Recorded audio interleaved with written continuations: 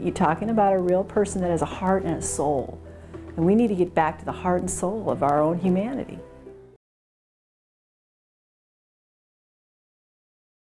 I really felt that this story had to come out, the true story of a survivor of the sex industry, not the glamorized pretty woman, Heidi Fleiss, Jenna Jameson, BS that's out there, but the real story, the real truth. Anne claims her novel tells the story of her life. It began in Denver, Colorado, and took its first sad twist early on.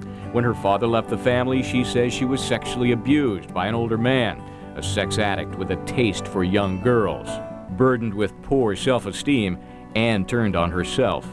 When I was about probably 11 or 12, I started taking pills and drinking a lot to cope with things. By 17, she'd become a prostitute. It was not what I, envisioned for myself. Somehow, Anne found the strength to walk away from the sex trade, graduate college, and find a job in the computer industry. But she was still haunted by her past and needed the support of others who shared her history. Where news comes first. This is NBC 24 News Today. Now joining us now in our studios is Ann Bissell. She's a former prostitute turned author. Good morning. Good morning. Thank you so much for joining us. Now we do have a shot of your book right here that you have written, and we can pull that up on the screen, this book they have. Now this book is called Memoirs of a Sex Industry Survivor, and it explores the link between sexual abuse and prostitution and pornography. Can you tell us a bit about your story which led you into the prostitution industry? Yes, I was a runaway and I was sexually abused in my home. That's why I ran away. And when I ran away, I moved out to San Francisco, and there was a lot of abuse and a lot of I'm from California, so there's a lot of kind of progressive ideas about sexuality going on out there, and I got exposed to I would have to say a combination of the sexuality movement and the women's liberation movement, and everything was just, there was no limits as far as I was concerned. And I at the time was reading a book called The Happy Hooker and it glamorized prostitution, and that was quite a bit of time ago. I've been out of it a long time, but if you fast forward to now, you look at the media exposure that people are getting for porn stars, and music that talks about pimping and hoeing, and the influence right now is so much worse than it was back in my time. Yeah, and you think there's definitely a link between sexual abuse and people going into prostitution and pornography? Yes, there's a lot of great studies that are going on now. In fact, one of the reasons I'm here at the University of Toledo, the conference, is Celia Williamson, the director of the School of Social Work, did a 10-year study on the prostitution scene in Toledo, and the statistics are that 75% of prostitutes are sexually abused before 18 years of age. Okay. But by the time I was 18, I had gone through the broad range of sexual exploitation. Okay. And I understand that it's hard to get out of the industry. How did you get out? Okay, well, I got out a long time ago, but I found that I still had after effects. And my 12-step group that I'm talking about at the conference today, at 1:30, I'm talking about getting out. And it's Sex Industry Survivors Anonymous. And it's the only program in the United States, and we're trying to take it international, because this is obviously an international. The thing about the sex industry is that sometimes people don't realize it's going on in their own community. In fact, there was a lot of conversation about people in Toledo. They were saying, is there really a problem here?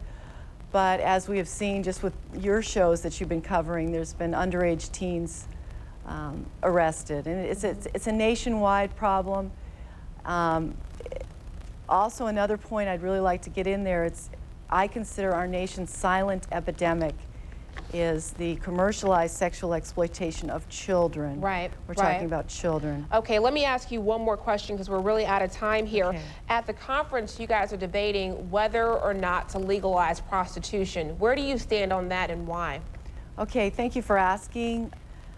I think because a lot of the people that are pro-legalizing, that want to legalize it, they're from my state, California. And sometimes we get a little on the edge there in California. And you know, legalizing it is only going to help the suppliers. It's only going to help the pimps, and it's only going to help the people. Right now, people don't realize also the sex industry is very organized. It's organized from way above, often loosely based with organized crime. And it's really only going to help the suppliers, and it's also going to normalize it for the Johns. All right. Okay, Ann Bissell, thank you so much for joining us this morning. The conference does go on at UT throughout the day. A Ventura, California woman is attacking the world of prostitution. She's one of dozens of speakers this week in Toledo for what could best be described as a sexy symposium. Here's Nick Barry. Former prostitute Ann Bissell says working the street leads to the road of ruin.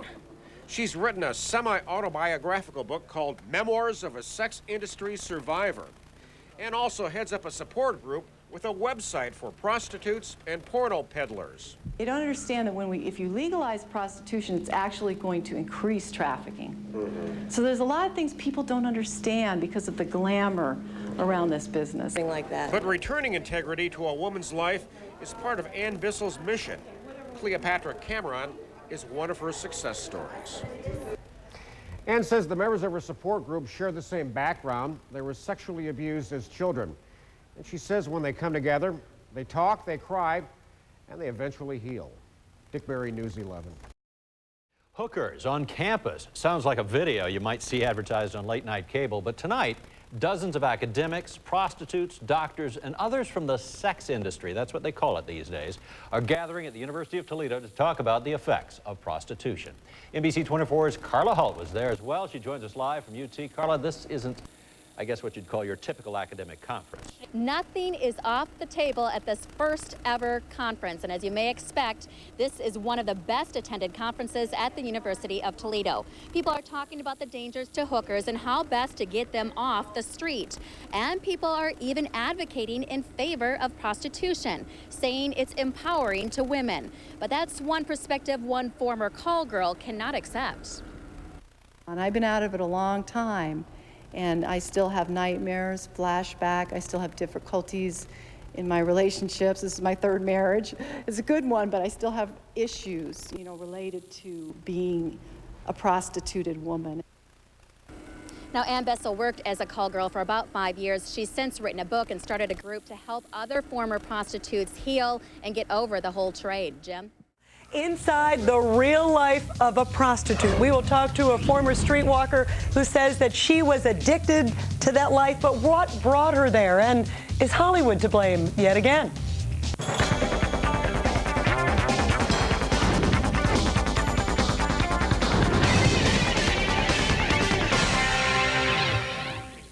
And now on to our final guest. She started out as a prostitute because she says it was an easy way to pay her way through college. But she became addicted to the sex business. And now this former prostitute wants to help others by exposing what life is really like. Ann Bissell, author of Memoirs of a Sex Industry Survivor, joins us now from Los Angeles. Ann, you became a prostitute at age 17. Real briefly, why? Hi, I'm very happy to be here. I was sexually molested starting at about age 5, and this abuse led me to run away, which is very common for most people that are involved in the sex trade are victims of sexual abuse. And so when I got into the game or the life, I felt that in my own way I was taking control. And this is a sad mistake that many survivors make. And one of the reasons that I am doing this book and I'm so glad to be here is that I want people to know that right now the commercial sexual exploitation of our children is becoming a national epidemic. And when you talk about it, I got to interrupt you because I was astounded at some of the numbers. And this was new, 300,000 to 400,000 kids are being affected, commercially sexually exploited. That is astounding. Yes, it really is, Rita. And, you know, people just are not aware of this. In fact, it has gotten so bad that right now in Portland, I've heard that there is something called a kiddie stroll, where Johns are buying prostitutes for as young as 12. How do you break the cycle? What do you tell these kids, especially somebody who's in a tough home, incest like what you went through? How do you break the cycle? Well, we founded Sex Industry Survivors Anonymous 10 years ago, and it helps to start talking about these issues. We are still in a place in our society where we try to sweep a lot of this under the rug and say it isn't going on, but if we can join together and talk openly about these things, we have a chance to heal.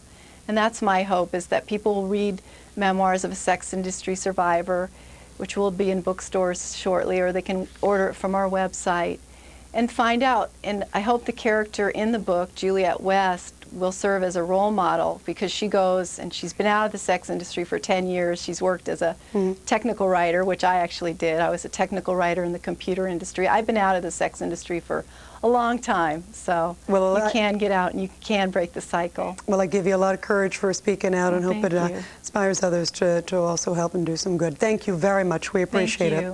And that does it for me tonight. You're welcome. And I'll be back tomorrow night at 6 p.m. Eastern Time with the latest breaking news, but don't touch that dial. Coming up. Let's do it. I want you to get excited about your life. What are you thinking? If you're going to talk to me, you're going to have to be honest. We can do this. This is going to be a changing day in your life.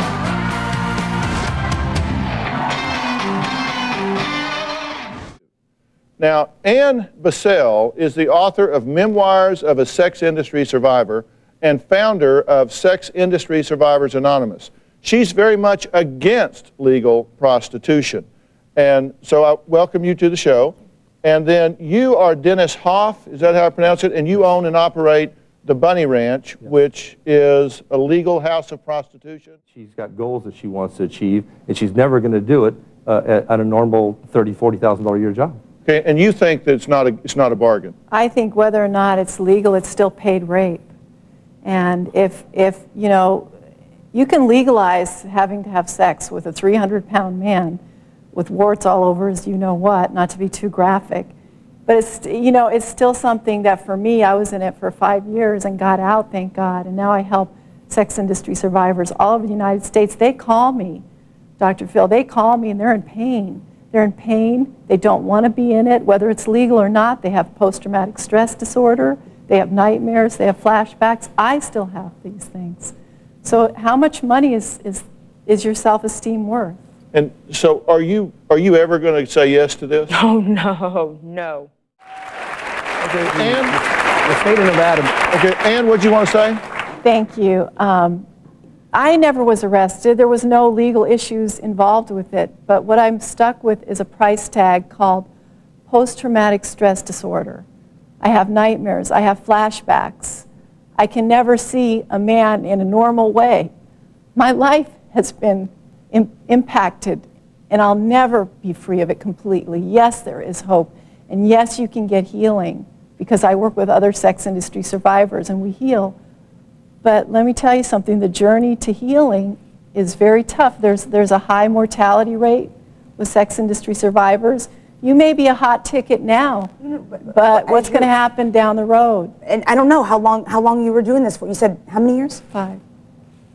Well, the first day or the first time or whenever during these years you were doing this, when it started hurting, why didn't you just say, you know, I can't do this anymore? It's going to be too traumatic for me. Well, I was disassociated because I was molested in my childhood home. It doesn't matter. I'm sorry. To me, I'm sorry. It doesn't matter. That's a crutch. That's a crutch. Well, wait a minute. I don't think you're ready to start doing therapy.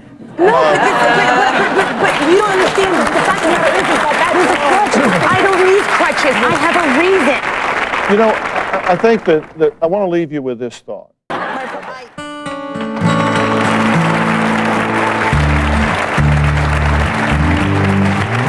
don't want to do this. You're talking about a real person that has a heart and a soul. And we need to get back to the heart and soul of our own humanity.